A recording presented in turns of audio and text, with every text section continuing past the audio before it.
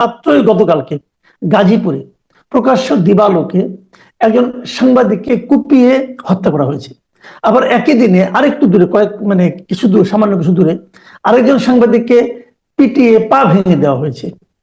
তো এই যে বিষয়টা, সাংবাদিকতা নিয়ে আমরা নানা ধরনের কথা বলি, সাংবাদিকদের চারিত্রিক বৈশিষ্ট্য নিয়ে আলোচনা করি, সাংবাদিকদের বিচারের কাঠগড়ায় আমরা দাঁড় করাই প্রায়শই।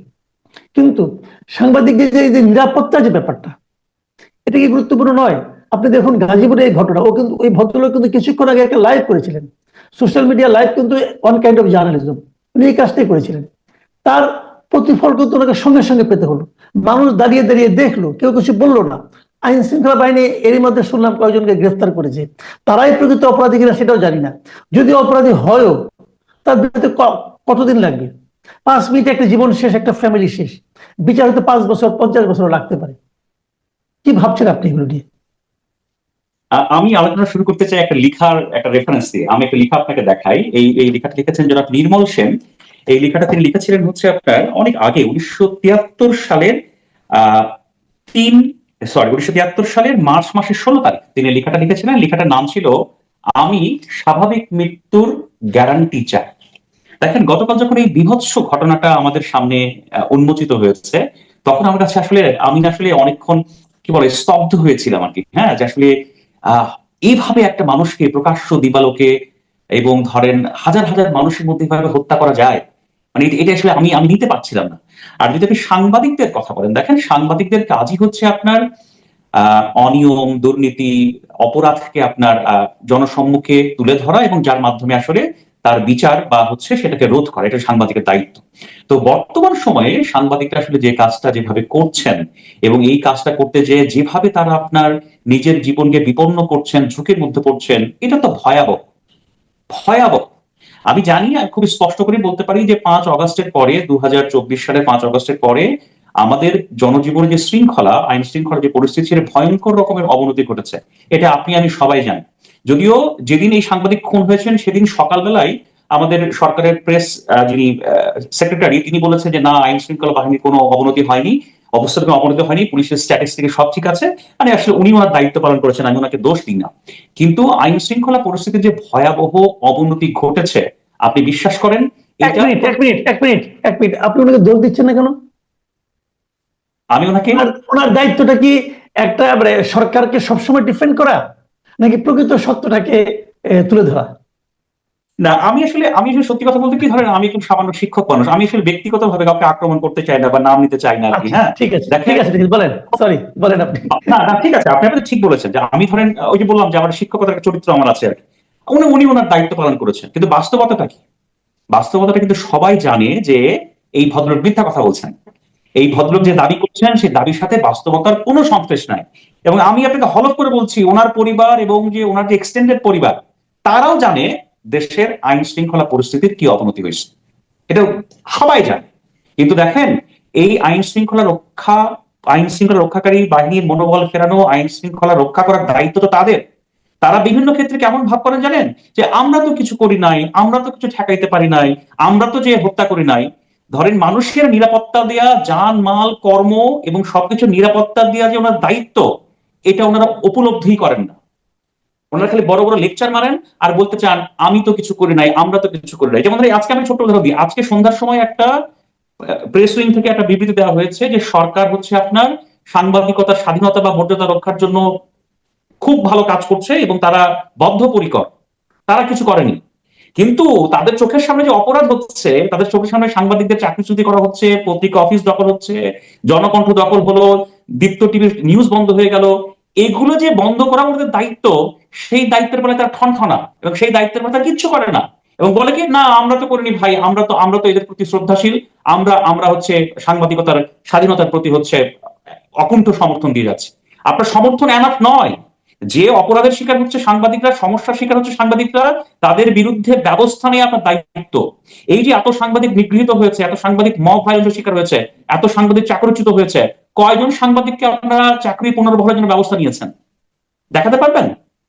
এটা তাদের দায়িত্ব, তারা সেটা করবে না, করতে পারবেও না। এটা হচ্ছে এখন বাস্তবতা। আর যদি আমি শেষ করি, আপনি যে সাংবাদিক হত্যাকাণ্ডের কথা বললেন, দেখেন এই সাংবাদিক যেভাবে হত্যাকাণ্ডের শিকার হয় না, আমার তো ভয় হয়। সামনে নির্বাচন আসতেছে, নির্বাচনের ডেট ঘোষণা করা হয়েছে। আপনি বিশ্বাস করেন এই সময়ে আইন শৃঙ্খলা পরিস্থিতি যে আরো কি অবনতি হবে, সাংবাদিকরা আরো কি রকম হামলা মামলা এবং হত্যাকাণ্ডের শিকার হবে, আমি আমি কিন্তু এই সামনের কথা চিন্তা করে শিউরে উঠি। আপনি বিশ্বাস করেন এই এই সরকারের দুটো বড় সমস্যা। প্রথমত হচ্ছে অনেক কিছুকে নির্মূল করার বা থামানোর ইচ্ছা তাদের নাই, নাম্বার ওয়ান। দ্বিতীয়ত হয়তোবা সেটা থামানোর বা আটকানোর সামর্থ্য তাদের নাই। এই দুটো সিচুয়েশনের মধ্যে তারা আছে, কিন্তু তারা সেটা স্বীকার করবে না, শুধু নিজের ঢোল নিজে পেটাবে, এটা বলবে আমরা তো সাংবাদিকতার স্বাধীনতার জন্য অকুণ্ঠ সমর্থন দিয়ে যাচ্ছি। এটা হাস্যকর ছাড়া আর কিছুই নয়। জি, আমি আরেকটা প্রশ্ন, আপনি দেখেছেন যে দুদিন আগে টিআইবি একটা রিপোর্ট দিয়েছে বিভিন্ন দেশের আইন শৃঙ্খলা পরিস্থিতি নিয়ে, এবং সেখানে সাংবাদিকদের বিষয়ে ওনারা কিছু কথা বলেছেন। কি পরিমাণ যে সংখ্যাটা দেখে, সংখ্যাটা কিন্তু অ্যালার্মিং ছিল। কত সাংবাদিক এই সময় নির্যাতনের শিকার হয়েছে, কতজন মারা গেছে, এবং আমার কাছে যেটা অ্যালার্মিং মনে হয়েছে যে কতগুলি সংবাদ মাধ্যম জবরদখল হয়ে গেছে। জবরদখল বলতে ওনারা বলতে যাচ্ছেন এই সময়ে কতজন সাংবাদিকের চাকরি গেছে এবং কতগুলি মিডিয়ার শীর্ষ পদে পরিবর্তন হয়েছে। এই যে শীর্ষ পদে পরিবর্তন হওয়া, এটা অ্যালার্মিং এই কারণে যে শীর্ষ পদে যিনি থাকেন তিনি তো পত্রিকাটা চালান, পলিসিটা তো তিনি মেক করেন। কিন্তু এই যে পরিবর্তনটা হলো, এরপর কি পত্রিকাটাতে আপনি কোনো ধরনের পরিবর্তন দেখেছেন? আগে যেরকম মোসাহেবি হতো এখন কি সেরকমই মোসাহেবি হচ্ছে, নাকি তারা স্বাধীনভাবে সাংবাদিকতা করছে? আপনি পরিবর্তনটা কি দেখছেন? না, এখানে খুবই খুবই ইন্টারেস্টিং একটা প্রশ্ন আপনি তুলেছেন। দেখেন, আমি কেউ যদি বলে যে সাংবাদিকতার পরিবর্তন হয়েছে, এটা পরিপূর্ণ মিথ্যা কথা। সাংবাদিক সাংবাদিকরা সাংবাদিক প্রতিষ্ঠান শেখ হাসিনার সময়েও যেমন আপনার নানা ধরনের চাপের মুখে থেকে অথবা ইচ্ছাকৃতভাবে ক্ষমতাসীন কাঠামোর যেমন স্তুতি গাইতো, ক্ষমতাসীন কাঠামোকে যেমন আপনার তোষণ করে যেত, এখনো সেটা পরিপূর্ণভাবে বহাল আছে। এবং কিছু ক্ষেত্রে দেখতে পাই সেই বহালের পরিমাণটা আরো বেশি। আমি আপনাকে ছোট্ট একটা উদাহরণ দিই, আপনি উদাহরণটা দেখেন। আহ 2024-এর জুলাই আগস্টে শেখ হাসিনা সরকারের পুলিশ বাহিনী, বিজিবি এবং কিছু কিছু ক্ষেত্রে হয়তো নিরাপত্তা বাহিনীও তারাও হয়তো ভয়ঙ্কর রকমের অপরাধ সংঘটিত করেছে, এটা নিয়ে কারো সন্দেহ নেই। এবং তখন যে হত্যাকাণ্ড হয়েছে সেই হত্যাকাণ্ডের বিচার, সেই হত্যাকাণ্ডের সুষ্ঠু তদন্ত, এটা আমিও চাই, আপনিও চান, বাংলাদেশের 17 কোটি মানুষও চায়। এতে কোনো ছাড় নেই, এই হত্যাকাণ্ডের বিচার হতে হবে। কিন্তু আপনি দেখেন দুই দিন আগেই বাংলাদেশের কয়েকটা গণমাধ্যমে কয়েকটা ভিডিও ডকুমেন্টারি হলো, খুব চমৎকার। হ্যাঁ, যে ধরেন যাত্রাবাড়ি হত্যাকাণ্ড, তারপরে হচ্ছে আপনার এই যে বনশ্রী এখানে হত্যাকাণ্ড, খুবই চমৎকার দুটো ডকুমেন্টেশন আমি দেখেছি। আমি দুটো গণমাধ্যম নাম নিচ্ছি না, আমি দুটো গণমাধ্যমকে আমি সাধুবাদ জানাই। কিন্তু যখন মাসুদ কামাল, আপনি আমাকে একটা কথা বলেন তো, আপনি এই যখন আন্দোলনটা চলছিল, এই যখন আপনার এই হত্যাকাণ্ড নানা ধরনের সংঘাত চলছিল, তখন সিরাজগঞ্জের যে 15 জন পুলিশ অফিসারকে বা পুলিশের কর্মকর্তাদেরকে পুড়িয়ে মারা হলো, সেটা নিয়ে আপনি কোনো তদন্ত, সেটা নিয়ে আপনি কোনো ইনভেস্টিগেটিভ রিপোর্ট দেখেছেন? হম। আমি কাউকেই জাস্টিফাই করছি না। ওখানে তো 15 জন নিরাপত্তা বাহিনীর, আইন শৃঙ্খলা রক্ষা বাহিনীর 15 জন সদস্যকে পুড়িয়ে মারা হয়েছে, তাই না? আপনি কোন সংবাদপত্রকে দেখছেন যে এটা একটু ইনভেস্টিগেট করি তো? আমি বলছি না যে যাত্রাবাড়ি হত্যাকাণ্ড হয়নি, এগুলো তো ভয়াবহ হত্যাকাণ্ড হয়েছে নিঃসন্দেহে। কিন্তু এখন সেটাই করা হচ্ছে যেটাতে সরকার খুশি হয়, যেটাতে সরকার মনে করে ও তুমি তো আমার লোক। বুঝতে পেরেছেন? সেই ঘটনাটাই ঘটছে। আপনাকে আমি ছোট্ট করে বলি, 5 আগস্টের পালাবদলের পরে যে আপনার জাতিসংঘের যে প্রতিবেদন দিয়েছে, জাতিসংঘ স্পষ্ট করে বলেছে যে 5 আগস্টের পর থেকে 8 বা 10 তারিখ পর্যন্ত বাংলাদেশে 350 থেকে 400 মানুষকে হত্যা করা হয়েছে বিভিন্ন ক্ষেত্রে। তারও যথাযথ তদন্ত এবং সুষ্ঠু বিচার করতে হবে। কোন সংবাদ মাধ্যমকে বলতে দেখেছেন যে এই যে হত্যাকাণ্ডগুলো হয়েছে সেখানেও তো কেউ মারা গেছেন, কাউকে আপনার বর্বরভাবে হত্যা করা হয়েছে? সেটা কি কোনো গণমাধ্যমকে করতে দেখেছেন বা একটা লাইন লিখতে দেখেছেন? না। তো সরকার যেটাতে খুশি হবে, সরকার যেটাতে আপনার বলবে ওহো তুমি তো আমার লোক, সেই কাজ গণমাধ্যম 5 আগস্টের আগেও যেমন করে গেছে, 5 আগস্টের পরেও তেমন করে গেছে। তবে একটা আমি ব্যতিক্রম দেখেছিলাম মাসুদ কামাল, সেটা একটু আমি আপনার সাথে শেয়ার করতে চাই, আমাকে একটু 1 মিনিট সময় দেবেন। যেমন আজকে আমি আপনার সাথে কথা বলছি, আমার সামনে ল্যাপটপটা খোলা, আমি একটা সংবাদপত্র দেখে, নেত্র নিউজ, হ্যাঁ আপনারা জানেন নেত্র নিউজ আয়নাঘর থেকে শুরু করে শেখ হাসিনার রাজত্বের সময় এত সব আপনার যথাযথ ইনভেস্টিগেটিভ রিপোর্ট করেছিল, সেটা কিন্তু আসলে শেখ হাসিনার যে একটা রিজিম, সেই রিজিমের বিরুদ্ধে আসলে মানুষের ঘৃণা বা জনরোষ কিন্তু তৈরি হয়েছিল, এবং সেটা যথাযথভাবে একটা গণমাধ্যমের দায়িত্ব পালন করেছিল নেত্র নিউজ। আমি নেত্র নিউজকে ধন্যবাদ জানাই, একজন সামান্য শিক্ষক হিসেবে তাদের প্রতি কৃতজ্ঞতা প্রকাশ করি। আজকে আজকে 8 তারিখ নেত্র নিউজ তাদের পোর্টালে একটা স্টোরি আপ করেছে, ছোট্ট স্টোরি, যে স্টোরিটার নাম হচ্ছে ইউনূসের 1 বছর ও দুরাশার সংস্কার। এই স্টোরিটার মধ্যে এক জায়গায় আমি একটা প্যারা আমি আপনাকে পড়ে শোনাই, সেই নিউজে বলা হচ্ছে এরকম, এটা আসলে একটা সম্পাদকীয় স্টেটমেন্টের মতো এই স্টোরিটা। সেখানে তারা বলছে, একজন অনির্বাচিত অভিজাত প্রধান উপদেষ্টা 1 বছর কাটিয়ে দিয়েছেন নিজের ব্যক্তি পূজার দুর্গ শক্তিশালী করতে। ওয়ার্ডটা খেয়াল করেন, ব্যক্তি পূজার দুর্গ শক্তিশালী করতে। উনি বাংলাদেশের রাষ্ট্রের টাকা খরচ করে, আপনার আমার করের টাকা খরচ করে লন্ডন গিয়েছেন, ওখানে রাষ্ট্রের কোনো কিছু ছিল না, শুধুমাত্র পুরস্কার দিতে গেছেন, চ্যাথাম হাউসের বক্তব্য রেখেছেন, এগুলোর আপনার আমার সাথে কোনো সম্পর্ক নাই, শুধুমাত্র নিজের পুরস্কার নেওয়া, নিজের পূজার আপনার প্রোফাইলটাকে উন্নত করে। তারপরে বলছে, সেই সঙ্গে আত্ম অহংকারের সাথে এমন এক সরকার তিনি চালিয়েছেন যা জনগণের সেবায় বিনয়ী হওয়ার পরিবর্তে অগণতান্ত্রিক বাড়াবাড়িতেই আনন্দ পেয়েছে বেশি। ইংরেজি ভাষী দুনিয়ার কিছু অংশে তার বেশ গ্রহণযোগ্যতা থাকলেও বাংলাদেশের মানুষের কাছে ইউনূসের গন্ধময় পানীয়ের স্বাদ হাসিনার পচা মদের মতোই বিরক্তিকর। জনগণের কাছ থেকে দূরে নিজের খোলসে বন্দী ইউনূস জনগণের ম্যান্ডেট পাননি, তিনি তা কখনো জানেনি। আমি আজকের দিনে বলি যে 1 বছরের মাথায় বাংলাদেশে যদি কোনো সংবাদ মাধ্যম প্রকৃত সত্য উচ্চারণটা করে থাকে, তার নাম হচ্ছে নেত্র নিউজ। মানুষ যে ভেতরে ভেতরে, এটা এটা ঠিক আছে, আপনার আপনার এই বিশ্লেষণ, আপনার এই মূল্যায়ন আমি সমর্থন করছি, কিন্তু তার পাশাপাশি আমি আরেকটা কথা বলি। দেখুন, তাহলে আমরা এখান থেকে কি বুঝতে পারলাম? এই যে আমাদের দেশের মিডিয়াগুলো যে নিজেরা নিজেরা স্তুতিতে লিপ্ত হচ্ছে, স্তুতির প্রতিযোগিতায় নামছে, আগে না হয় বুঝতাম যে তারা ওই সরকার প্রধানের কাছ থেকে কিছু একটা পেতে চায়।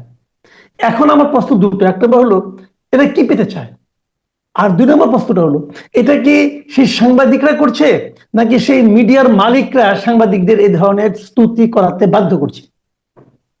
এখানে দুটো বিষয় আছে। প্রথমত হচ্ছে, ধরেন ওই যে আপনি এটাকে বললেন যে গণমাধ্যমের মালিকানা, মানে নিউজ রুমের হেড, এডিটোরিয়াল হেড চেঞ্জ হয়ে গেছে।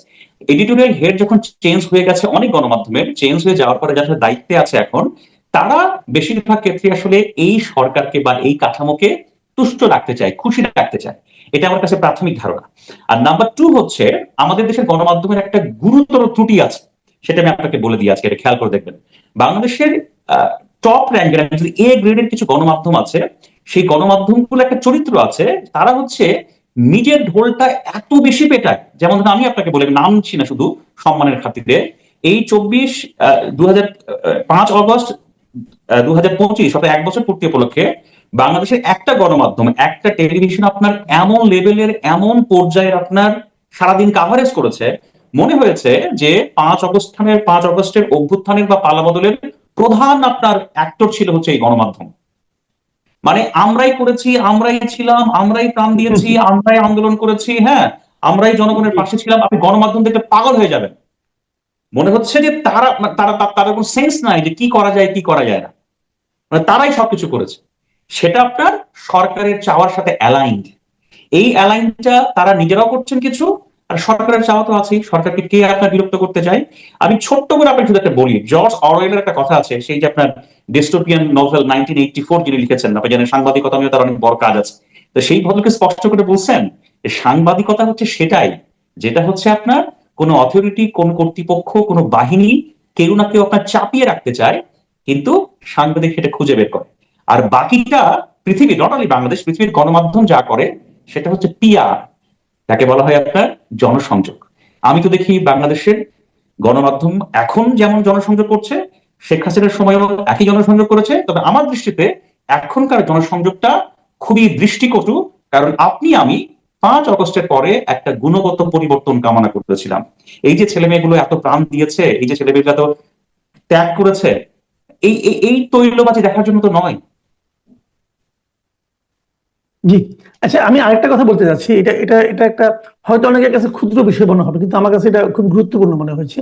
যে মানে অপসাংবাদিকতা, মানে ঠিক সাংবাদিকতা নয়, এটাকে সাংবাদিকতা বলা যায় না। হয়তো একটা ইনফরমেশন সেটা চেক না করেই ছেড়ে দেওয়া। যেমন আমি একটা ঘটনার কথাই বলি।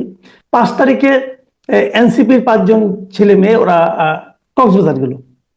এটা নিয়ে আমাদের মেইন স্ট্রিমের একাধিক মিডিয়াতে লেখা হয়ে গেল যে পিটার হাসের সঙ্গে তারা ওখানে বৈঠক করেছে, এবং কোন কোন টেলিভিশনে এটা স্ক্রল পর্যন্ত গেল। তারা কেউ কি এটা চেক করেছিল? কেউ কি এটা কনফার্ম করেছিল? করেনি। তাহলে চিলে কান নিয়েছে এরকম ধারণার উপর বশবর্তী হয়ে সবাই কিন্তু দৌড়ালো। পরে যখন জানা গেল যে ঘটনাটা আসলে ঘটেইনি, পিটার হাস এই দেশে ছিলেনই না, উনি যুক্তরাষ্ট্রেই ছিলেন, বাংলাদেশে আসেনি, তখন এই যে একটা ভুল তারা সবাই করলো, এই ভুলটার জন্য তাদের মধ্যে কোনো অপরাধবোধ আপনি দেখেছেন? তারা কি কেউ ক্ষমা চেয়েছে? তারা কেউ কি ভুল স্বীকার করেছে? দেখেছেন আপনি? না, এখানে এখানে দুটো বিষয় খুব জরুরি। দেখেন, আসলে আমি বলবো যে এই কাজটা প্রথম আপনারা জানেন চ্যানেল ওয়ান সম্প্রচারের অপেক্ষায় আছে। হ্যাঁ, সেই চ্যানেলটা অনলাইন পোর্টাল থেকে প্রথমে এই নিউজটা ছাড়া হয়েছে। প্রথমে আপনার ফেসবুকে আপনার তারা নিউজটা শেয়ার করেছে ফটো কার্ড আকারে, তারপরে তারা ভিডিও করেছেন। জনাব পারভেজ রেজা, আমাদের সহকর্মী, একজন খুব দায়িত্বশীল সাংবাদিক, তিনি এই কাজটি করেছেন। আমার কাছে মনে হয়েছে ইনিশিয়ালি তিনি যখন নিউজটা দিয়েছেন, এটা আসলে একেবারেই আপনার দাবানলের মতো ছড়িয়ে পড়েছে দুটো কারণে। দিনটা ছিল 5ই অগস্ট, আর দ্বিতীয়ত হচ্ছে আপনার আমেরিকা, পিটার হাস, হ্যাঁ, তাদের সাথে মিটিং।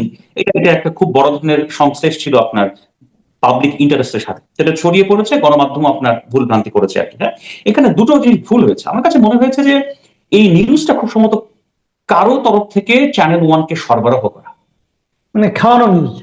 খাওয়ানো নিউজ, দেয়া নিউজ। হ্যাঁ, যে খাওয়ানো নিউজ, দেয়ানো নিউজ নিয়ে জনাব মাহফুজ আনাম একসময় মাফ চেয়েছিলেন সংবাদ মাধ্যমে, যে ওই সময়ে তিনি নানা ধরনের সংবাদ পেতেন, সোর্স পেতেন, সেটা তিনি প্রচার করে ভুল করেছিলেন। আমার কাছে প্রথমত মনে হয়েছে যে এটা হচ্ছে কারো কাছ থেকে পাঠানো একটা তথ্য। সেই তথ্যটা সেই সংবাদ হাউস বা বার্তা কক্ষ, যদিও সেই বার্তা কক্ষ এখন পরিপূর্ণ তৈরি হয়নি, আমি যত জানি চ্যানেল ওয়ান আন্ডার কনস্ট্রাকশনে আছে, তারা রেডি হচ্ছে। হ্যাঁ, তাদের কাছে আসার পরে তারা হয়তো দুটো কারণে, একটা হচ্ছে সেন্সিটিভিটি, এবং হচ্ছে তাদের নিজের করে আলোচনায় আসার যে আপনার প্রয়োজনীয়তা, সেটা থেকে তারা নিউজটা দিয়েছেন। কিন্তু তার জন্য যে প্রপার ক্রস চেক, এই প্রপার ক্রস চেক তারা করেনি। এটা এটা এটা আমার কাছে মনে হয়। আর তারপরে যে ধরেন আরো গণমাধ্যম তাদেরকেই আপনার তাদেরকে আপনার ফলো করে গেছে, ওই যে এক শিয়াল হুক্কা হওয়া বলে তো বহু শিয়াল আপনার হুক্কা হওয়া বলে ওঠে। তো সেটা যারা ঘটেছে, এর ফলে আসলে এখানে একটা অপসাংবাদিকতা বা অপতথ্যের আমরা বিস্তার দেখেছি। তবে এখানে আমি আসলে চ্যানেল ওয়ান কর্তৃপক্ষের কাছ থেকে আমি আসলে একটা ক্লারিফিকেশন প্রত্যাশা করেছিলাম, যে কি ক্লারিফিকেশন, যে তারা কোন প্রেক্ষাপটে এই তথ্যটা দিয়েছিলেন, যে তথ্যটা পরবর্তীতে প্রমাণিত হয়েছে তথ্যটা ভুল।